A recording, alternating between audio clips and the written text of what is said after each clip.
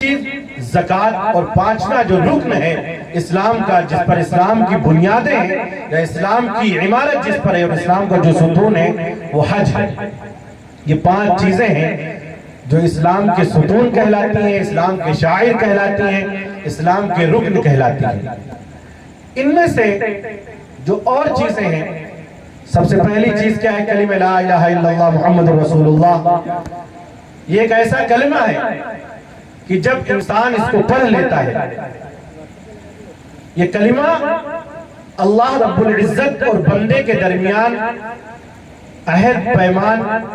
وفا کا عہد ہوتا ہے۔ غور سے سمجھیے گا، بہت مختصر اشاروں میں بتاؤں گا جس میں اسلام کی پانچوں چیزوں کا احاطہ ہو جائے گا کہ کلمہ اللہ رب العزت اور بندے کے درمیان ایک عہد اور ایک پیمان وفا ہے کہ جب لا الہ الا اللہ محمد رسول اللہ کہہ دیا تو تمام چیزوں کو پس پش ڈال دیا اور مان لیا کہ کرنے دھرنے والی ذات صرف اللہ کی ہے، پیدا کرنے والا بھی وہی ہے، مارنے والا بھی وہی ہے، جلانے والا بھی وہی ہے، رزق دینے والا بھی وہی ہے، زندگی کے تمام اتار چڑھاؤ کا فیصلہ کرنے والا بھی وہی ہے۔ ہم نے اس ذات کو مالک حقیقی مان لیا ہے اور یہ مان لیا ہے کہ اے خدا تیرے علاوہ کوئی عبادت کے لائق نہیں ہے، اور اس بات کی گواہی دیتے ہیں کہ محمد رسول اللہ صلی اللہ علیہ وسلم اللہ کے بندے اور اس کے رسول ہیں۔ اور یہ جملہ یا یہ کلمہ یہ کوئی آسان کلمہ نہیں ہے۔ اس کلمے کے پڑھ لینے کے بعد یہ ساری طاقت اور ساری طاغوتی اور ساری دشمنی اور سارے ظلم کی جو دہانے ہیں وہ ہماری طرف کھل جاتے ہیں۔ قرآن کریم میں ارشاد ہے وَمَا نَقَمُوا مِنْهُمْ إِلَّا أَن يُؤْمِنُوا بِاللَّهِ الْعَزِيزِ الْحَمِيدِ۔ کہ قرآن کریم جو پہلے کی اقوام کے قصے سناتا ہے، تاریخی حقائق بتاتا ہے اور کہتا ہے کہ ایسا نہیں ہے کہ آج ہی تم سے کہا جا رہا ہے کہ تم گھر واپسی کر لو، آج ہی تم سے کہا جا رہا ہے کہ تم کو نکال دیا جائے گا، بلکہ پہلے بھی لوگوں نے کہا تھا کہ ہمارے تم دین پر واپس آ جاؤ، أَوْ لَنُخْرِجَنَّكُمْ فِي أَرْضِنَا أَوْ لَتَعُودُنَّ فِي مِلَّتِنَا فَأَوْحَى إِلَيْهِمْ رَبُّهُمْ لَنُهْلِكَنَّ الظَّالِمِينَ۔ ایسا نہیں ہے، پہلے بھی کہا گیا تھا کہ تم گھر واپسی کر لو یا پھر یہاں سے پاکستان چلے جاؤ۔ اب اس زمانے میں قرآن کریم میں پاکستان تو نہیں ہوگا لیکن اس کا مفہوم میں بتا رہا ہوں أَوْ لَنُخْرِجَنَّكُمْ مِنْ أَرْضِنَا أَوْ لَتَعُودُنَّ فِي مِلَّتِنَا۔ تو قرآن کریم میں اللہ رب العزت نے نبیوں کو بتایا تھا فَأَوْحَى إِلَيْهِمْ رَبُّهُمْ لَنُهْلِكَنَّ الظَّالِمِينَ کہ ہم ظالمین کو تہہ بالا کر دیں گے اور برباد کر دیں گے اور ایمان والے ہی بچیں گے۔ اور قرآن کریم نے کیا بتایا تھا کہ قرآن ایمان والوں پہ ظلم کی وجہ یہ نہیں ہے کہ ان کے دو ہاتھ ہیں، دو پائر ہیں، دھڑکتا ہوا سینے میں دل ہے، یہ نہیں ہے یہ وجہ، بلکہ یہ وجہ ہے کہ وہ ایک باللہ العزیز الحمید کہ اللہ قادر مطلق پر خداوند واحد قدوس پر ایمان رکھتے ہیں۔ جو ظلم کی جو ہم نشانے پر ہیں اس کی وجہ یہ ہے کہ ہم اللہ کو ایک مانتے ہیں۔ تو یہ ایمان جو ہے لا الہ الا اللہ محمد رسول اللہ، یہ اللہ رب العزت اور بندے کے درمیان ایک عہد ہے، ایک وفا کا پیمان ہے۔ جیسے ایک حبیب اپنے محبوب کے درمیان عہد و پیمان کرتا ہے کہ کچھ بھی ہو، جان چلی جائے لیکن یہ زندگی تمہارے اوپر وار دیں گے، ایسے ایک ایمان والا اپنے مالک حقیقی سے عہد و پیمان کرتا ہے۔ اور پھر اس کا نتیجہ کیا ہوتا ہے؟ نتیجہ یہ ہوتا ہے کہ اگر پوری زندگی بھی اس نے گناہوں میں گزار دیے، اللہ کی نافرمانی میں گزار دیے، شرک اور کفر میں گزار دیے، لیکن لا الہ الا اللہ محمد رسول اللہ اگر اس نے پڑھ لیا تو پھر نبی کریم صلی اللہ علیہ وسلم کا فرمان ہے الاسلام یہدم ما کان قبلہ، کہ اسلام یعنی لا الہ الا اللہ محمد رسول اللہ پہلی زندگی کے تمام گناہوں کو ایسے ختم کر دیتا ہے جیسے بلڈوزر بڑی بڑی بلڈنگوں کو ختم کر دیتا ہے، یہدم گرا گرے سے ختم۔ تو کلمہ لا الہ الا اللہ محمد رسول اللہ سے عہد و پیمان ہے ایمان والوں کا۔ ہمیں اس مجلس میں اس ایمان کو اس زمانے میں اور پختہ کرنے کی ضرورت ہے کہ ہر وقت ہمارے ایمان کو خریدنے کی کوشش کی جائے گی اور کان پر سن لیں جہاں جہاں میری آواز جا رہی ہے۔ بڑی بدقسمتی کی بات ہے کہ اللہ اور اس کے رسول کی باتیں ہوں اور لوگ اپنے گھروں میں آرام اور چین سے سو رہے ہوں اور ان کو اس چیز کی خبر نہ ہو۔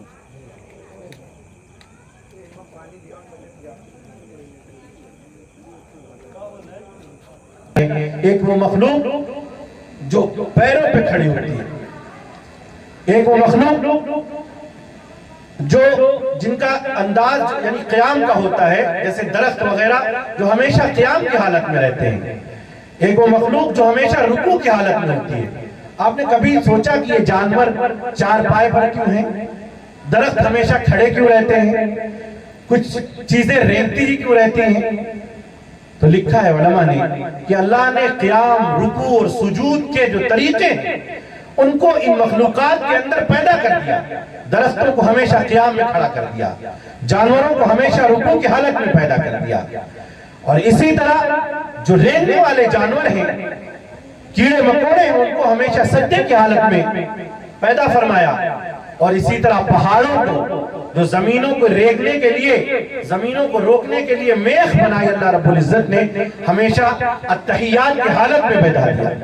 اور یہ ہمیشہ اللہ کی حمد و ثنا کرتے ہیں۔ اور انسانوں کو اللہ رب العزت نے ان تمام چیزوں کا مجموعہ عطا فرمایا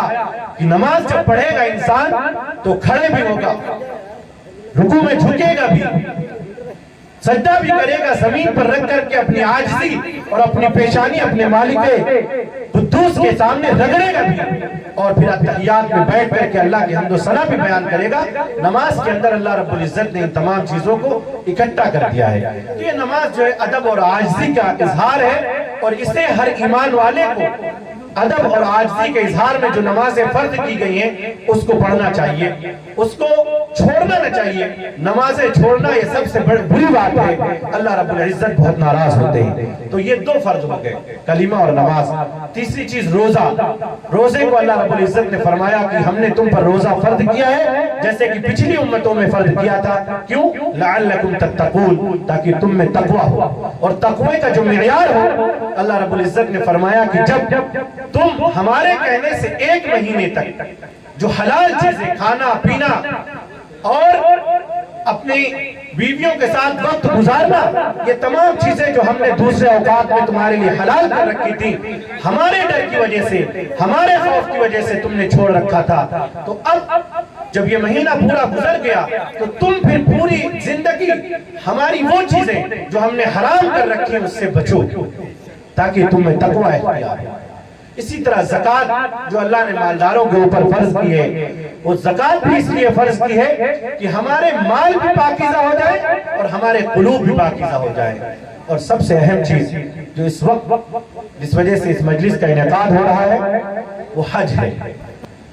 حج کیا ہے؟ حج اللہ رب العزت سے اظہار محبت کا طریقہ اور اظہار محبت کا ذریعہ ہے۔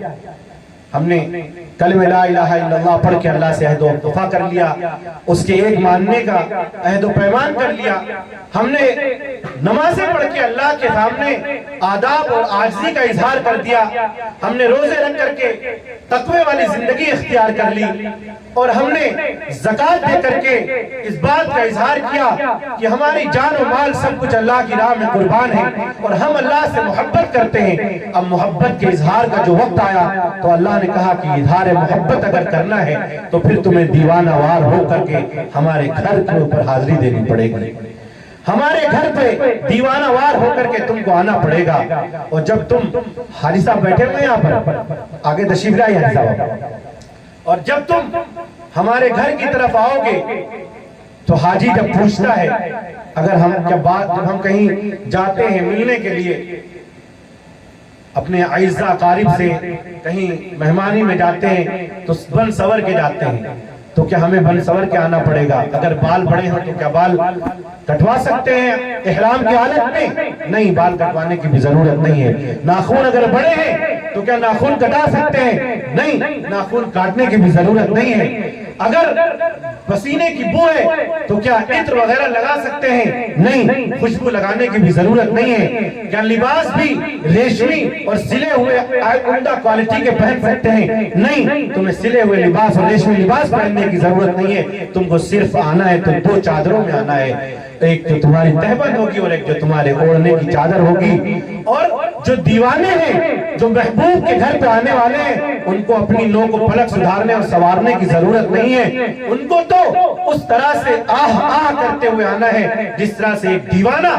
اپنے محبوب کی دیوانگی میں جاتا ہے. لیکن ہاں، تم کو واویلا نہیں کرنا ہے، تم کو ہمارا تلبیہ پڑھتے ہوئے آنا ہے. لبیک اللہم لبیک لبیک لا شریک لک لبیک ان الحمد والنعمت لک والملک لا شریک لک. یہ کہتے ہوئے آنا ہے کہ اے بارگاہ خداوندی میں حاضر ہوں، حاضر ہوں میرے خدا میں حاضر ہوں. یہ گنہگار بندہ حاضر ہے اور یہ کہتے ہوئے حاضر ہے کہ آپ کا کوئی شریک نہیں ہے، آپ کا کوئی ساتھی نہیں ہے، آپ کے ساتھ کوئی کارساز نہیں ہے. ہم تمام طرح کے بتوں سے، ہم تمام طرح کی خدائی سے، ہم تمام طرح کی طاقتوری سے، ہم تمام طرح کی سروری سے، ہم تمام طرح کے اختیارات کو رکھنے والوں سے، ہم تمام طرح کے شہنشاہوں سے، ہم تمام طرح کے دنیاوی خداؤں سے، ہم تمام طرح کی چیزوں سے آپ کو منزہ سمجھتے ہیں اور آپ کے ساتھ کسی کو شریک نہیں کرتے ہیں. اور آپ کے دربار میں جو ہم حاضر ہیں، یہ گناہوں کا ٹوکرا لے کر کے اس امید سے حاضر ہیں کہ آپ ہماری حاضری کو قبول فرمائیں. یہ تمام کی تمام نعمتیں، یہ تمام کی تمام سلطانی، یہ تمام کی تمام دنیا اور آخرت کی چیزیں اور یہ تمام کی تمام بادشاہت وہ صرف اللہ کی ہے، اللہ کی ہے، اللہ کی ہے. اور میں حاضر ہوں. یہ صدائیں لگاتے ہوئے آنا ہے. اور جب ایک بندہ اللہ کے گھر پہنچتا ہے یا ہم کسی جگہ پہنچتے ہیں تو سب سے پہلے اس کا دل یہ ہوتا ہے کہ ہم مصافحہ کریں. تو اللہ نے اپنے حجاج اکرام سے فرما دیا کہ اگر تم کو مصافحہ کرنے کا دل کرے تو تمہیں حجر اسود کا استلام کر لو. رسول اللہ صلی اللہ علیہ وسلم فرماتے ہیں کہ الحجر الاسود یمین اللہ فی الارض، کہ الحجر اسود جو ہے وہ خانہ کعبہ کے اندر جو پتھر لگا ہوا ہے جس کا ہم لوگ استلام کرتے ہیں اور بوسہ دیتے ہیں، وہ اللہ کا یمین یعنی دائنا ہاتھ ہے دنیا کے اندر. تو پھر جب ہم اس کا استلام کریں گے، اس کو چومیں گے، تو یہ اللہ رب العزت سے مصافحہ کرنے کے مساوی ہوگا. تو اگر تم کو اپنے محبوب یعنی خداوند قدوس سے مصافحہ کا دل کرے تو حجر اسود کو چھو لینا، حجر اسود کو اس کا استلام کر لینا، حجر اسود کو چوم لینا. پھر یہ ہوا کہ بھیڑ بہت ہوتی ہے، ہر ایک کا وہاں تک پہنچنا ممکن نہیں ہوتا ہے. جو لوگ حج میں گئے، حاجی صاحب وغیرہ میں موجود ہیں، کہ اتنی بھیڑ ہوتی ہے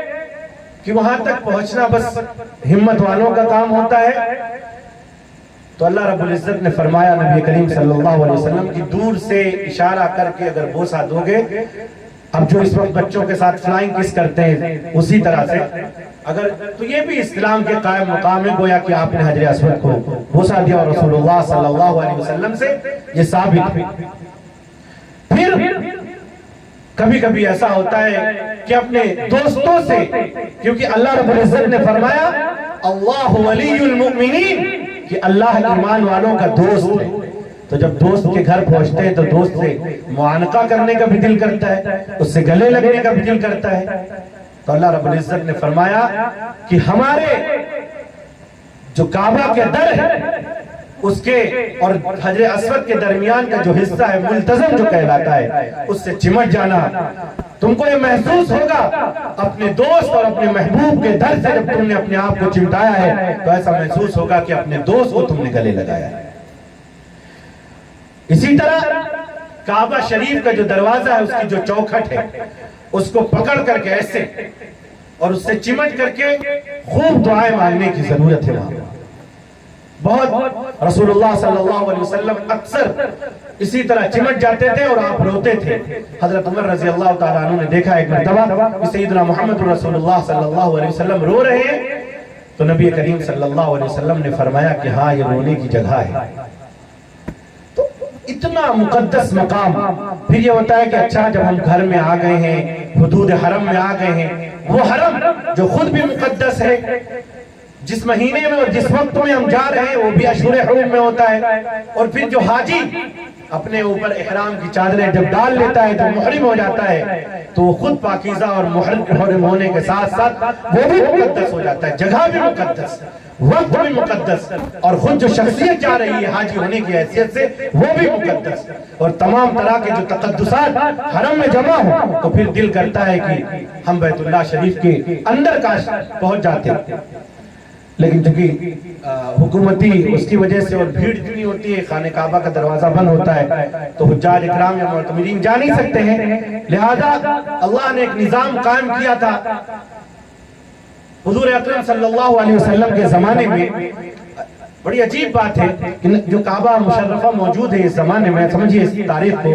کہ کعبہ شریف سب سے پہلے جو دنیا میں بنایا گیا وہ پانی کے بلبلے پہ بنایا گیا تھا۔ جب دنیا موجود نہیں تھی اس وقت بھی کعبہ موجود تھا، اور اس پانی کی سطح کے اوپر ایک 4 کونے کی ایک گھیری ہمیشہ رہتی تھی اور فرشتے اس کا طواف کرتے تھے۔ اس کے بعد جب دنیا بنائی گئی اور زمین کی سطح بچھا دی گئی اور پہاڑوں کو میخ بنایا گیا اور جبل ابی قبیس سب سے پہلا پہاڑ بنایا گیا، پھر وہاں پر خانہ کعبہ فرشتوں کے ذریعے اللہ رب العزت نے بنوایا۔ پھر حضرت آدم جب انسانوں کو پیدا کیا اور حضرت آدم کو دنیا میں اتارا تو فرشتوں کی جو بنیادیں تھی حضرت آدم علیہ نبینا علیہ السلام کے ذریعے خانہ کعبہ بنوایا۔ پھر جب طوفان نوح آیا، حضرت نوح کے زمانے میں جب طوفان آیا اور جو ہے خانہ کعبہ کے نشانات مٹ گئے تو پھر حضرت ابراہیم علیہ نبینا علیہ السلام جب کے ذریعے اس وَإِذْ يَرْفَعُ إِبْرَاهِيمُ الْقَوَاعِدَ مِنَ الْبَيْتِ وَإِسْمَاعِيلُ قرآن میں جو آیت ہے، حضرت ابراہیم علیہ نبینا علیہ السلام اور حضرت اسماعیل کے ہاتھوں سے کعبہ شریف کو بنوایا۔ پھر حضرت ابراہیم اور اسماعیل کے بعد بھی خانہ کعبہ کے نشانات مٹ گئے تھے تو قبیلے بنو جرہم سے خانہ کعبہ کی تعمیر کروائی۔ پھر خانہ کعبہ کی تاریخ مٹ گئی تو اسی کی جگہ قوم بنی عمالقہ کے ذریعے خانہ کعبہ کی تعمیر کروائی۔ پھر نبی کریم صلی اللہ علیہ وسلم کے پردادا یعنی نبی کریم صلی اللہ علیہ وسلم کے داداؤں میں سے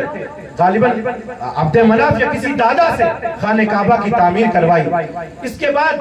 خود نبی کریم صلی اللہ علیہ وسلم کے زمانے میں خانہ کعبہ کی تعمیر جب بوسیدہ ہو گئی تو قریش نے سوچا کہ ہم خانہ کعبہ کو پھر سے بنائیں گے، لیکن یہ ساتھ ساتھ ایک چیز طے کر لی تھی کہ دوبارہ جو ہے مطلب جو خانہ کعبہ کی تعمیر ہوگی اس میں ایک پیسہ بھی حرام کا نہیں لگا، کیونکہ ان کی کمائیاں بھی اسی طرح کی تھی حرام کی، تو انہوں نے سرداران قریش نے طے کیا تھا کہ ایک پیسہ بھی حرام کا خانہ کعبہ کی تعمیر میں نہیں لگے گا۔ تو جب خانہ کعبہ کی تعمیر ہوئی، جیسے حضرت ابراہیم علیہ نبینا علیہ السلام کے زمانے میں کی تھی، 2 دروازے تھے اس کے،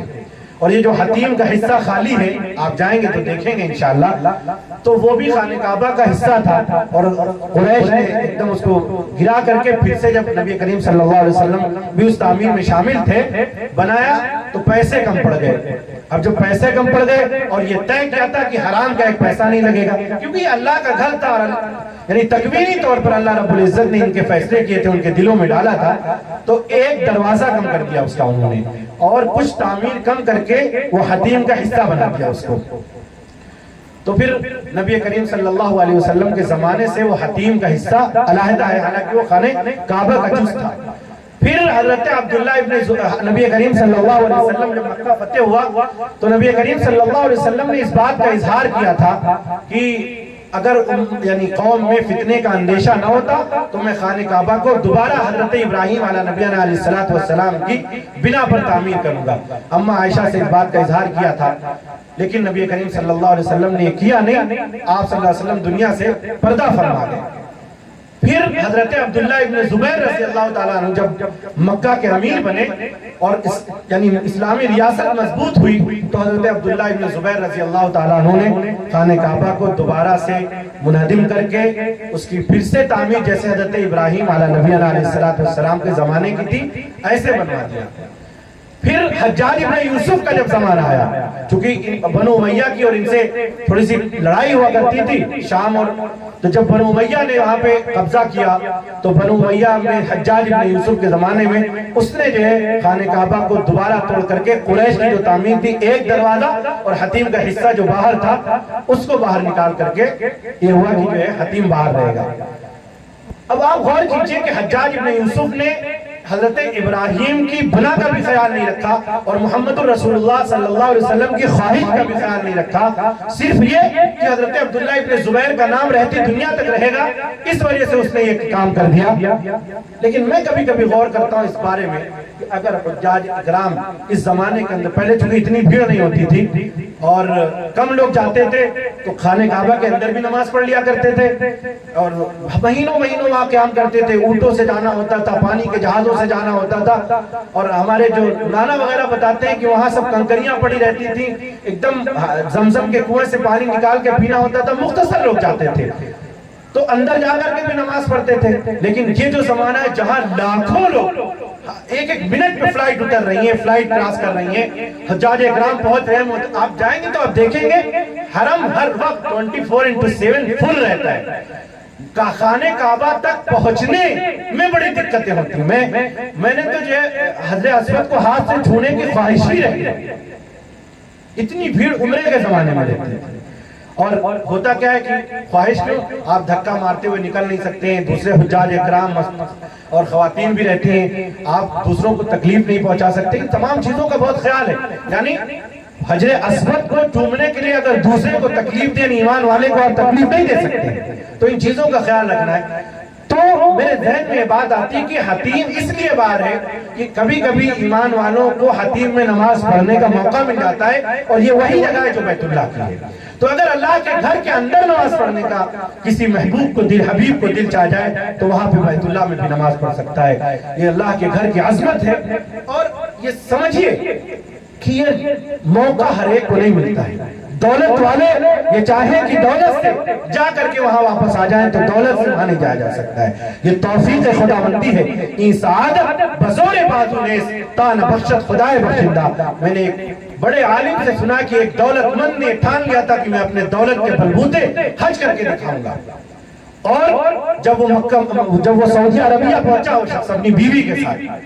تو اچانک اس کو ایک بیماری نے گھیر لیا اور اس کو فوراً ہاسپٹل میں ایڈمٹ کیا گیا۔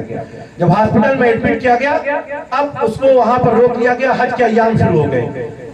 تو حج کے جب ایام شروع ہو گئے تو اس نے، وہ عالم صاحب فرما رہے تھے کہ اس نے اللہ سے ناراضگی کا اظہار کیا کہ میں خدا سے ناراض ہوں۔ اب وہ آئی سی یو میں وہاں پہ ہاسپٹل میں وہاں تھی، اس کی بیوی سے وہاں کے عملے نے پوچھا کہ آپ اگر وقوف عرفہ کرنا چاہتے ہیں، کیونکہ حج کا یہ اہم رکن ہوتا ہے جناب، تو ہم آپ کے لیے انتظام کر دیں۔ اس کی بیوی نے کہا کہ ہاں مجھے وقوف عرفہ کرنا ہے، انتظام کر دیا گیا۔ جب اس سے پوچھا گیا تو اس نے کہا نہیں، میں اللہ سے ناراض ہوں۔ آپ تصور کیجئے کہ وہاں پر پہنچنے کے بعد بھی، یعنی مملکت سعودی عربیہ میں پہنچنے کے بعد بھی جو اس کا یہ غرہ تھا کہ دولت کے بلبوتے حج کر سکتے ہیں، وہاں پر جا کر کے بھی ذہن بدل گیا۔ تو کہتے ہیں کہ یہ سعادت بزور بازو نیز تا نہ بخشت خدائے بخشندہ، کہ یہ طاقت اور دولت اور پیسے سے یہ چیزیں حاصل نہیں کی جا سکتی ہیں جب تک اللہ رب العزت خداوند قدوس اس چیز کا شرف نہ بخشے۔ یہ بڑی مقدس مقامات ہیں اور بڑی مقدس جگہ ہے، توفیق سے خداوند قدوس پہنچاتا ہے، اور ہمیں اس غلام کی طرح وہاں پر رہنے کی ضرورت ہے، ایک ایک منٹ وہاں پر وصولنے کی ضرورت ہے جس غلام کا مالک ناراض ہو گیا، اور وہ غلام اپنے مالک کو راضی کرنے کے لیے کبھی ادھر بھاگ کر کے کام کرتا ہے، کبھی ادھر بھاگ کر کے کام کرتا ہے، اور یہ دکھانے کی کوشش کرتا ہے کہ ہم ایکسٹرا فارورڈ جا کر کے ہم کام کر رہے ہیں، جتنا ہم پہلے کرتے تھے اس سے کہیں زیادہ پہلے کر رہے ہیں۔ یہ ہمیں لوگوں کو نہیں، وہاں خداوند قدوس کو دکھانے کی ضرورت ہے کہ ہم آپ کے غلام ہیں، اور آپ ہم سے ناراض بھی اگر ہیں تو راضی ہو جائیے۔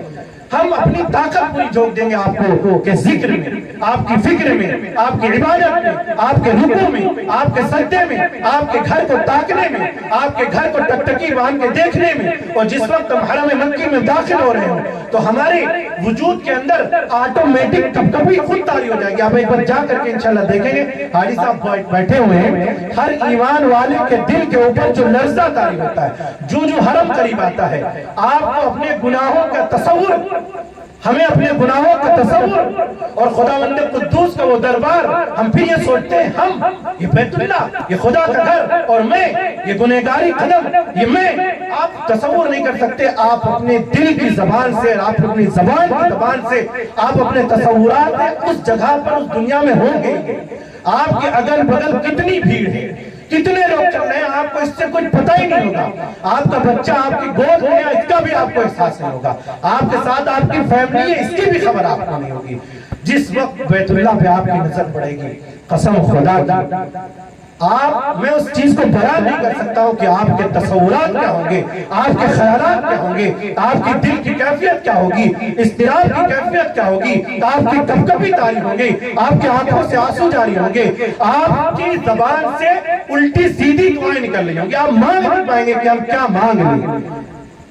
آپ سمجھ لیجیے آپ آپے سے باہر ہوں گے. کبھی کبھی تو ایسا ہوتا ہے کہ جب آپے سے لوگ باہر ہوتے ہیں تو کہتے ہیں کہ میں خدا ہوں تو میرا بندہ ہے, یہ تک کہہ دیتے ہیں. تو یہ شان والا دربار ہوگا, یہ عظمت والا دربار ہوگا, یہ جاہ و جلال والا دربار ہوگا, اور وہ دربار ہوگا جس کی طرف اللہ رب العزت نے نسبت کر دی کہ یہ میرا گھر ہے, اور قسمت والے وہاں پر جاتے ہیں. ہمیں ایام حج کے اندر اپنے آپ کو بہت سمیٹ کر کے اور بہت چیزیں اپنی عبادت کر کے وہاں سے آنا ہے. اور فرمایا گیا ہے کہ جب حج کر کے بندہ واپس آتا ہے تو ایسا ہوتا ہے کہ یوم ولدتہ امہ, ایسا ہوتا ہے جیسے کہ آج اس کی ماں نے جنا ہے, آج ہی وہ اس دنیا کے اندر پیدا ہوا ہے, اس کے تمام گناہوں کو معاف کر دیا جاتا ہے. تو ہمیں حج کے دوران ارض مقدس کی ایک ایک چیزوں سے انوار و برکات حاصل کرنا ہے. بیت اللہ کو بیٹھ کر کے بھی دیکھنا عبادت ہے. آپ بیٹھیے دیکھتے رہیے. آپ تصور کر سکتے ہیں کہ بیٹھ کر کے دیکھنے کی عبادت بیت اللہ کو بیٹھ کر, اگر آپ نماز نہ بھی پڑھیں, ذکر نہ کریں, صرف اللہ کی یاد میں کھو کر کے اگر بیت اللہ ٹکٹکی باندھ کے دیکھتے رہے تو یہ بھی عبادت ہے. تو بیت اللہ جب تک رہے, حرم مکی میں جب تک رہے, وہاں کے تقدسات کا پورا خیال رکھتے ہوئے, اور دنیا میں کوئی کیا کر رہا ہے, کہاں کیا چیزیں ہیں, اس سے ہمارا کوئی لینا دینا نہیں. یہ ہندوستان کے اندر بھی ساری تمام چیزیں موجود ہیں. ہمیں حج کے ایام کو مکمل اللہ کی پاکیزگی اور بندگی کرتے ہوئے گزارنا ہے. پھر جو دوسرا مرحلہ آتا ہے وہ مدینہ منورہ کی روانگی کا ہوتا ہے. اللہ اکبر, اللہ اکبر. سرکار دو عالم صلی اللہ علیہ وسلم کا شہر, قسمت والے جاتے ہیں اس شہر میں. یہ اس ذات اقدس کا شہر ہے جو اٹھے تو آسمان کو بلندی مل جائے, جو بیٹھے تو دھرتی کو سکون مل جائے, جو مسکرا دے تو ستارے چمکنے لگے, جو بولے تو انادی مہکنے لگے, جس کے لباس کی ادائیں قرآنی آیات بن جائیں, جو چادر اوڑھ کر آئے تو قرآن پکار اٹھے یا ایھا المدثر, جو کملی اوڑھ کر آئے تو قرآن پکار اٹھے یا ایھا المزمل. خلوتوں میں جو سب بھی, جو سرب سجدہ, جو سرب کبھی, جو عابد بھی ہو, مجاہد بھی ہو, جو رازدار فکر و غنا بھی ہو, جو تاجدار جود و سخا بھی ہو, جس کی طلعت سے صبح کو سویرا ملے, جس کی زلفوں کی مستی سے راتوں کو اندھیرا ملے, جس کی شبنم سے جنت میں چلنے لگے, جس کے غصے سے دوزخ ابلنے لگے, جس کے قدم اٹھے تو عرش معلیٰ کو پہنچ جائیں, جس کی انگلی اٹھے تو آفتاب و قمر شک ہو جائیں, جس کی نگاہ اٹھے تو دشمن دوست بن جائے, ایسی ذات اقدس کا شہر ہے. نبی کریم صلی اللہ علیہ وسلم نے فرمایا کہ مکہ مکرمہ اللہ رب العزت کا شہر ہے اور مدینہ منورہ میرا شہر ہے. نبی کریم صلی اللہ علیہ وسلم کی مدینہ منورہ تشریف آوری سے پہلے اس شہر کا نام یثرب تھا. وقت زیادہ ہو رہا ہے لیکن اشارے میں کوئی بات کر دوں حاجی صاحب سے تاکہ وہ چیزیں ذہن میں رہیں گی تو مزہ آ جائے گا حج کرنے کا. یثرب تھا اور اس کو مدینۃ الوباء والبلاء یعنی ارض البلاء والوباء یعنی بیماریوں اور وبا کا شہر کہا جاتا تھا. کفار میں اور پہلے کے لوگوں میں یہ مشہور تھا کہ جو بھی مدینہ جاتا ہے تو وہ بیمار ہو جاتا ہے, اور ان کے اندر ایک یعنی رواج اور رسم تھا کہ وہ آ کر کے گدھوں, مدینہ کی حدود کے باہر کھڑے ہو کر کے نعوذ باللہ گدھوں کی طرح آواز ڈھیچو ڈھیچو کی نکالتے تھے, اور ان کے اندر ایک یہ اعتقاد تھا ان کا کہ اس سے یعنی یہ جو حرکت کر لے گا اس کو بیماری نہیں ہوتی ہے. یہ شہر اس حیثیت سے سمجھا جاتا تھا. لیکن قربان جائیے جب ہمارے آقا کے قدم پڑے, جب ہمارے سیدنا و مولانا محمد رسول اللہ صلی اللہ علیہ وسلم کے قدم مبارک ارض مدینہ پہ پڑے تو کہا گیا تین المدینہ شفاء, کہ مدینے کی مٹی میں بھی شفا ہے. اور فقہاء نے لکھا ہے کہ مدینہ منورہ جا کر کے دھول گرد بچنے کی وجہ سے اپنے چہروں پہ رومال وغیرہ نہ ڈالیں,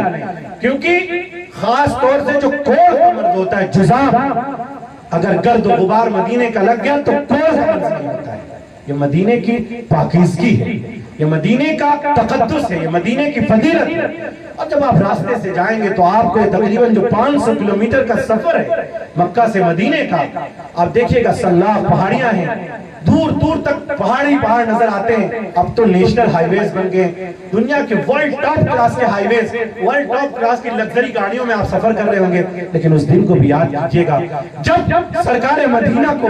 مکہ والوں نے در بدر ٹھوکریں کھانے کے لیے نکالا تھا اور محمد رسول اللہ صلی اللہ علیہ وسلم چپکے سے شہر مکہ کو چھوڑ کر کے نکل رہے تھے اور پہاڑی پر کھڑے ہو کر کے روتے ہوئے مدینہ مکہ مکرمہ کی طرف دیکھتے ہوئے کہا تھا کہ اے میرے شہر، پوری دنیا کے اندر سب سے زیادہ تو مجھ سے عزیز ہے، اگر میری قوم مجھے نہ نکالتی تو میں کبھی تجھے چھوڑ کر کے نہ جاتا. محمد مکہ تو مجھے میری جان سے زیادہ عزیز ہے اور اس پوری دنیا کے اندر سب سے زیادہ عزیز ہے. پھر جب راستے سے نکلتے ہیں تو پہاڑوں کے وہ سنگلاخ پہاڑوں میں غاروں کا جو تصورات آپ کو نظر آئیں گے. آپ سوچئے گا کس طرح حضرت ابوبکر صدیق اور محمد رسول اللہ صلی اللہ علیہ وسلم نے اس دین کو بچانے کے لیے، ان تمام چیزوں کو بچانے کے لیے کیسی سنگلاخ وادیوں سے سفر کیا تھا، کیسے غار میں چھپے ہوں گے، کیسے حضرت ابوبکر صدیق کے گھٹنے پر سر رکھ کر کے اس فرش پر سوئے ہوں گے، اور حضرت ابوبکر صدیق نے کس طرح سے سوراخ کو ڈھکنے کے لیے اپنی تہبند کو پھاڑ پھاڑ کے لگایا ہوگا، اور کس طرح سے ایک سوراخ جب بچ جائے گا تو اپنے انگوٹھے کو وہاں لگایا ہوگا اور پھر سانپ نے ڈسا بھی ہوگا. یہ تمام تکلیفیں کیسے برداشت کی ہوں گی. حالات یہ کہ غار میں جارہ مکری بن دیتی ہے اور باہر کفار کے گھوڑے کھڑے ہوتے ہیں اور وہ محمد رسول اللہ صلی اللہ علیہ وسلم اور صدیق اکبر کو تلاش کر رہے ہوں گے. ان تمام چیزوں کا تصور کرتے ہوئے اور ان تمام چیزوں کو جب پڑھتے ہوئے آپ مدینہ منورہ پر پہنچیں گے تو مدینہ منورہ کی وبا اور مدینہ منورہ کی فضا اور ہوا آپ کو ایسی محسوس ہوگی کہ جیسے کسی نے آپ کے دل کے اندر ایک ٹھنڈک اتار دی. مسجد نبوی کا ادب، مسجد نبوی کا احترام، مدینہ منورہ کا احترام، کبھی ادھر ادھر تھوکے نہ، اس چیز کا احترام. اور زیادہ تر مدینہ منورہ کے اندر عاجزی اور انکساری سے نبی کریم صلی اللہ علیہ وسلم پر درود پڑھتے ہوئے مدینہ منورہ کے اندر وقت گزارا جائے. مسجد نبوی کے اندر جب آپ پہنچیں تو مسجد نبوی کے اندر بھی درود کی کثرت کریں اور درود پڑھتے ہوئے داخل ہوں، اور کوشش یہ کریں کہ سب سے پہلے جا کر کے مسجد نبوی کی جو ریاض الجنہ جو محمد رسول اللہ صلی اللہ علیہ وسلم کے روضے مبارک کے بالکل برابر میں ہے، باب السلام سے آپ داخل ہوں درود شریف کا نذرانہ پڑھتے ہوئے، اور وہاں پر جا کر کے پہلے ریاض الجنہ میں جا کر کے 2 رکعت نماز پڑھیں. چونکہ آج کل بھیڑ ہوتی ہے، ممکن نہیں ہے کہ ڈائریکٹ جا کر کے ریاض الجنہ میں اگر توفیق مل جائے تو بہت اچھی بات ہے، نہیں تو مسجد نبوی کے اندر 2 رکعت نماز پہلے پڑھ لیں، پھر باب السلام سے داخل ہوں. اور باب السلام سے جب داخل ہوں تو آپ کو محسوس ہونا چاہیے کہ ہم کس جگہ پر آ گئے، کس روزے پر آ گئے، کہاں میں اور کہاں یہ روزے کی جالیاں، اپنے گناہوں کا وہاں بھی اعتراف ہو اور اس ادب کے ساتھ چل رہے ہوں کہ آپ کو یہ محسوس ہو کہ انک سیدنا محمد رسول اللہ صلی اللہ علیہ وسلم، کہ ایسا محسوس ہو کہ سامنے آقا موجود ہے صلی اللہ علیہ وسلم اور آپ کو دیکھ رہے ہیں. قدموں کے اندر آہستگی ہونی چاہیے، دھپ دھپ کی آواز نہ ہو، اور اپنی جو نارمل چال ہے اس سے کہیں زیادہ چال کو نارمل کریں. اور جب سیدنا محمد رسول اللہ صلی اللہ علیہ وسلم کے روضہ اقدس کے پاس پہنچے تو آپ کو دکھے گا کہ لا الہ محمد رسول اللہ وہ آیت لکھی ہوئی ہے اور وہ جالی گول سے بنی ہوئی ہے، وہ محمد رسول اللہ صلی اللہ علیہ وسلم کا روضہ اقدس ہے. وہاں پر جا کر کے الصلاۃ والسلام علیک یا رسول اللہ، الصلاۃ والسلام علیک یا حبیب اللہ، الصلاۃ والسلام علیک یا خیر الہدی، الصلاۃ والسلام علیک یا سید الانبیاء، الصلاۃ والسلام علیک یا خاتم النبیین، الصلاۃ والسلام علیک یا سید المرسلین. جتنے بھی طرح کے سلام آپ کو آتے ہو محمد رسول اللہ صلی اللہ علیہ وسلم کے اوپر سلام پڑھیں گے، پھر آپ کے اصحاب پر سلام پڑھیں گے، آپ کے اہل بیت اور اطہار پر سلام پڑھیں گے، پھر 1-2 قدم آگے بڑھیں گے سیدنا ابوبکر صدیق رضی اللہ تعالیٰ عنہ پر سلام پڑھیں گے. صاحب رسول الصلاۃ والسلام علیک یا صاحب رسول اللہ فی الغار یا صاحب رسول اللہ فی هذا القبر، آپ اس طرح سے سلام پڑھیں گے. اور آگے بڑھیں گے تو سیدنا حضرت امیر المومنین عمر بن خطاب رضی اللہ تعالیٰ عنہ کے اوپر سلام پڑھیں گے. اور اس طرح سے آپ سلام پڑھتے ہوئے اپنی عاجزی کا اظہار کرتے ہوئے دوسرے دروازے سے نکل جائیں گے. عبادتوں کی خوب کثرت کریں گے، خوب کثرت کریں گے. اور یہ جو عبادتوں اور ریاضتوں اور یہ اس جگہ کا جو شہر ہے، 1-2 واقعات سنا کر کے میں اپنی بات کو ختم کرتا ہوں کہ کیسے لوگ ہوتے ہیں جب ان مقدسات پر، مقدس جگہوں پر جاتے ہیں. حضرت ابراہیم ابن ادھم بادشاہ بھی رہے ہیں یہ، اور اس کے بعد انہوں نے فقیرانہ زندگی اختیار کر لی۔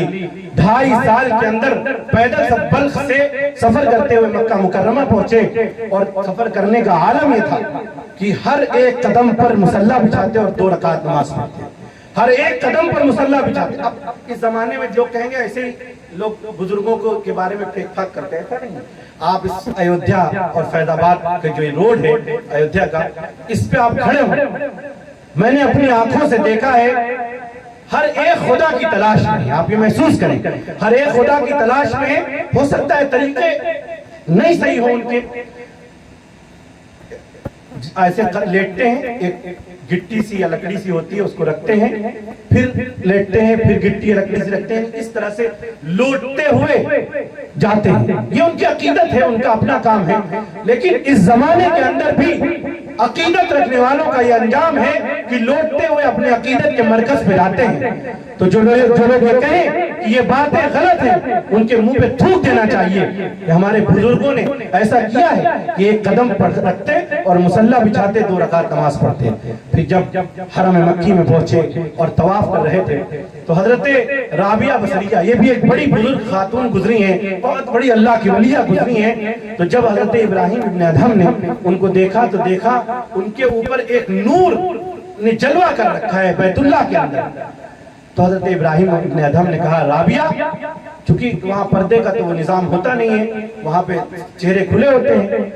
تو حضرت ابراہیم ابن ادھم کو پتا چلا کہ یہ رابعہ بصریہ ہیں، تو ان سے پوچھا کہ آپ کے اوپر یہ نور کی کیفیت کیسی ہے، میں تو اس طرح سے آیا ہوں۔ تو انہوں نے کہا کہ آپ نیاز مندانہ سر لے کر کے آئے ہیں اور میں نیاز مندانہ جگر لے کر کے آئے ہیں۔ تو دلوں کی کیفیت عجیب ہوتی ہے۔ حضرت مالک ابن دینار ایک بہت بڑے بزرگ گزرے ہیں، غالباً تابعی ہیں، مالک ابن دینار بزرگ کا نام ہے۔ انہوں نے وہ فرماتے ہیں کہ میں ایک دن گرمی بہت جو جیڑ بیساکھ کی گرمی ہمارے یہاں کی ہوتی ہے یا جون کی جو گرمی ہوتی ہے، اس کی تپش آپ محسوس کر سکتے ہیں، اور عربوں کے یہاں ریتیلے جو ایریا ہوتے ہیں اس کی گرمی کو آپ تصور نہیں کر سکتے۔ دوپہر میں وہاں انسان نظر ہی نہیں آتے، اس طرح کی صورتحال ہو جاتی ہے۔ تو مالک ابن دینار کہتے ہیں کہ میں ایک دن کسی ضرورت کی وجہ سے اس طرح کی تپتی ہوئی دوپہری میں نکلا تو میں نے دیکھا ایک شخص جس کے دونوں پیر میں وہ بیٹھک کے بل رگڑتا ہوا جا رہا ہے۔ تو میں نے کہا اس سے جا کر کے اے اللہ کے بندے، اس دوپہری کے اندر تم کہاں جا رہے ہو؟ جو ہے اس سنگلاخ دوپہری ہے اور تپش ہے، گرمی کا یہ عالم ہے، پیاس کا یہ عالم ہے۔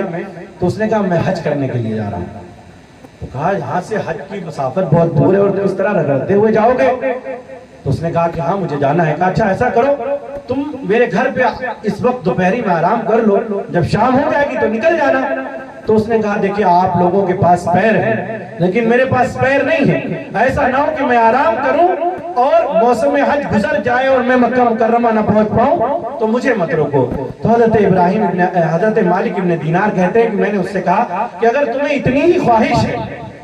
خواہش ہے تو ایسا کرو کہ میں تمہارے لیے سواری کا انتظام کر دیتا ہوں، تو تم اس سواری سے مکہ مکرمہ چلے جانا۔ حضرت مالک ابن دینار کہتے ہیں کہ اس معذور شخص نے مجھے بہت غصے کے انداز سے گھور کر کے دیکھا اور کہا کہ مالک ابن دینار، میں تو تم کو بڑا عقل مند آدمی سمجھتا تھا، یہ بتاؤ کہ جس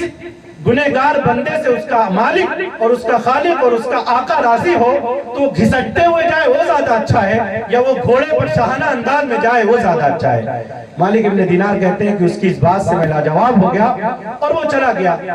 اللہ کا کرنا یہ تھا کہ اللہ کی توفیق سے اس سال مجھے بھی حج کی سعادت ہوئی اور میں نے بھی حج کیا، اور حج کے جب میں نے ایام پورے کر لیے اور جب میں مینا پہنچا اور مینا میں جو شیطان کی مارنے کی کنکریاں مارنے کی جو جگہ ہے، جب وہاں میں نے شیطان کو کنکریاں مار کے میں فارغ ہوا تو میں نے دیکھا کہ ایک بھیڑ لگی ہوئی ہے اور لوگ جو ہے اس بھیڑ کے اندر پتہ نہیں کیا کر رہے ہیں، تو مجھے بھی تجسس ہوا کہ میں بھی دیکھوں کہ آخر یہ کیا ماجرا ہے۔ تو مالک ابن دینار جب لوگوں سے پوچھا کہ کیا ہے تو لوگوں نے بتایا کہ ایک شخص یہاں بیٹھا ہوا ہے اور وہ اللہ سے عجیب عجیب دعائیں کر رہا ہے، لوگ اس کی دعا پر آمین کہہ رہے ہیں اور ایسا محسوس ہوتا ہے کہ اس کی ہر دعا قبول ہو رہی ہے۔ مالک ابن دینار کہتے ہیں کہ میں نے بھی سوچا اس شخصیت کو دیکھوں کہ ایسا کون سا بندہ ہے کہ مخلوق خدا بدل اس کی طرف متوجہ اور وہ بھی مینا کے اندر۔ تو جب میں بھیڑ کو چیرتا ہوا پہنچا تو وہی معذور بندہ جو مجھے میرے گھر کے پاس ملا تھا، اس نے کہا تھا کہ رگڑتے ہوئے میں جانا زیادہ کرتا ہوں، تو پھر جو آخری دعا وہ مانگ رہا تھا وہ معذور بندہ کہ اے میرے مالک، یہاں پہ جتنے موجود ہیں ان میں سے اکثر ہے، کیونکہ شہادت کے بعد قربانی کی جاتی ہے نا،